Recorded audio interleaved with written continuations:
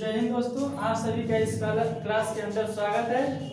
आज जो है हम लोग फिजिक्स से रिलेटेड बहुत ही इम्पोर्टेंट टॉपिक देखने जा रहे हैं, जिसको आप अगर एग्जाम हॉल में पहुंचने से पहले जो है एक बार इस टॉपिक को जरूर देखें। पूरा सिलेबस तो आपके पास समय है और आप जितना पढ़े हैं उसको जो है बार बार रिवीजन करते रहें, लेकिन जब पेपर हॉल में जाने से पहले एक बार जरूर इस टॉपिक को एक बार एक नज़र देख करके ही आपको प्रवेश करना है। अब आइए जो देख एक बार जो है इस टॉपिक के बारे में हम लोग एनालिसिस कर लेते हैं, कौन कौन से जो है आपका जो है टॉपिक लिखा हुआ है। पहला जो है आपका वैद्युत द्विध्रुव की निरक्षीय रेखा पर स्थित वैद्युत बिंदु पर वैद्युत क्षेत्र की तीव्रता निकालनी है, यानी कि एट द इक्वेटोरियल पोजीशन पर जो है आपको इंटेंसिटी फाइंड करना है। ये इलेक्ट्रिक डाइपोल के अंदर आपको फर्स्ट चैप्टर में मिलेगा। ये जो है आपका वैद्युत द्विध्रुव, ये निरक्षीय स्थिति है और ये अक्षीय स्थिति है। इन दोनों में से कोई एक ही आपको मिलेगा, लेकिन 100% फिक्स है कि एक बार जो है आपको ये मिलना ही मिलना है, लेकिन इन दोनों क्वेश्चन में से कोई एक ही पूछेगा। उसके बाद से यहाँ पर देखिए आपका जो ये गॉस थ्योरम है, आपको ये गॉस थ्योरम को भी एक बार जो है अच्छे से देख करके ही जाना है। ये म्यूचुअल इंडक्शन, म्यूचुअल इंडक्शन जो है मोस्ट इंपॉर्टेंट टॉपिक है, क्योंकि जो पिछले बार सेल्फ इंडक्शन पूछा था, इस बार जो है 100% जो है इस क्वेश्चन को आने की पॉसिबिलिटी सबसे ज्यादा है। किसका? म्यूचुअल इंडक्शन का, अन्योन्य प्रेरण का। दूसरा जो है आपका पतले लेंस द्वारा प्रकाश के अपवर्तन का सूत्र, जिसको हम लोग कहते हैं लेंस मेकर फार्मूला। और इस फार्मूले, ये जो फार्मूला है क्या, तो ये फार्मूला कुछ नहीं है, जो है आपका 1/f is equal to n-1 1/r1 - 1/r2। इसी को हम लोग किसके नाम से जानते हैं? लेंस मेकर फार्मूला के नाम से जानते हैं। इसी फार्मूले से जो है हम लोग एक और डेरिवेशन निकाले थे। कौन सा? इस फार्मूले से एक और डेरिवेशन निकाले थे, जिसको हम लोग लेंस फार्मूला कहते थे। ये तो लेंस मेकर फार्मूला है। और लेंस फार्मूला क्या था, जल्दी बताइए। 1/f is equal to 1/v - 1/u। तो इसी डेरिवेशन से आपका लेंस मेकर फार्मूला से ही आप इस फार्मूले को ही डिराइव कर सकते हैं। ठीक है, तो एक अगर ये लेंस मेकर फार्मूला अगर तैयार करके जा रहे हैं, तो उसे आप जो है लेंस फार्मूला भी बना सकते हैं, यानी कि आपका एक तीर से दो निशाना लगा सकते हैं। तो कृपया करके इसको जो है एक बार जरूर देख करके जाइएगा।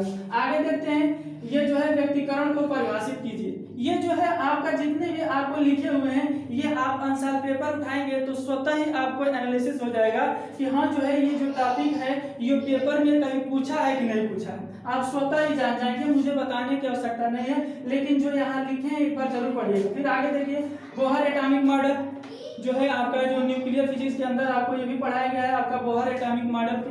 फिर उसके बाद जो है आपका प्रकाश के विवर्तन से आप क्या समझते हैं, what is the diffraction of light, प्रकाश का विवर्तन क्या है। उसके बाद से जो है आपका अगला है आपका मुक्त इलेक्ट्रॉनों के अनुगमन में, यानी ड्रिफ्ट वेलोसिटी को डिफाइन करना है। कह रहा है एक चालक में अनुगमन वेग तथा उसमें प्रवाहित धारा के बीच संबंध सूत्र स्थापित कीजिए। इस संबंध इसका जो रिलेशन क्या निकल कर आता था? एनीबॉडी, कोई बताए? I is equal to VDENA।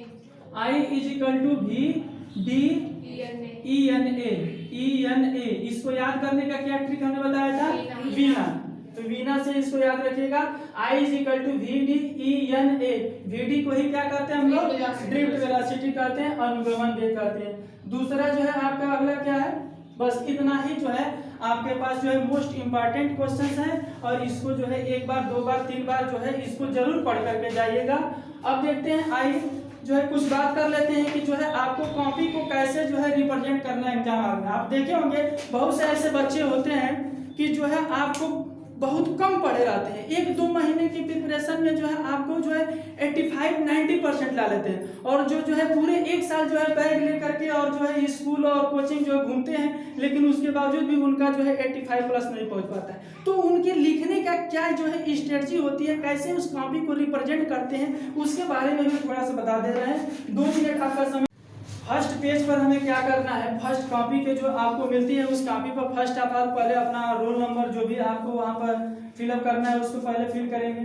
उसके बाद से क्या करेंगे, जो फर्स्ट पेज होगा फर्स्ट पेज पर उसी क्वेश्चंस को आप करने स्टार्ट कीजिएगा जो बहुत अच्छे से 100% एक्यूरेसी के साथ जिसका आपको आंसर आ रहा हो उसी को पहले पेज पर रिप्रेजेंट करना है। भले से वो क्वेश्चन नंबर 5 हो या क्वेश्चन नंबर आपका 3 हो, पहला पेज पर वही होना चाहिए जो आप अच्छे तरीके से जान रहे हैं। जैसे मान लीजिए कि बहुत बच्चे क्या करते हैं कि आपको कैसे कॉपी को रिप्रेजेंट करते हैं, लिखते हैं आपका यहाँ पर लिख देंगे क्वेश्चन नंबर, आपका क्वेश्चन नंबर डाल देंगे, आपका जो है फर्स्ट डाल देंगे, क्वेश्चन नंबर क्या डाल देंगे, फर्स्ट डालेंगे। फर्स्ट डालने के बाद लिख देंगे, सीधे सीधे लिख देंगे आपका ए।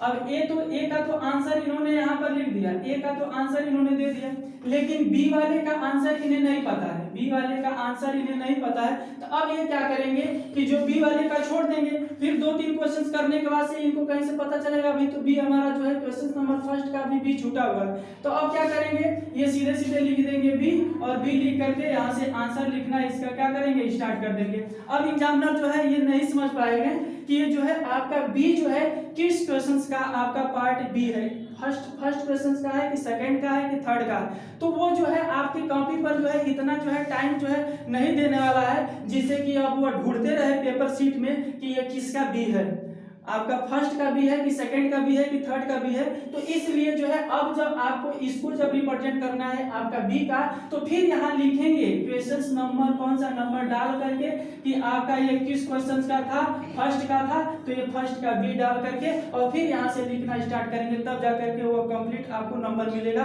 कि हाँ अब उनको जो है साहब को ढूंढना इतना नहीं पड़ेगा कि हाँ जो है आपका ये क्वेश्चन नंबर 1 का भी है कि सी का भी है। तो यहाँ आप उनको रिप्रेजेंट करके जरूर दिखाइएगा कि ये फर्स्ट का ए है कि सेकंड का ए है कि आपका थर्ड का भी है, ठीक है।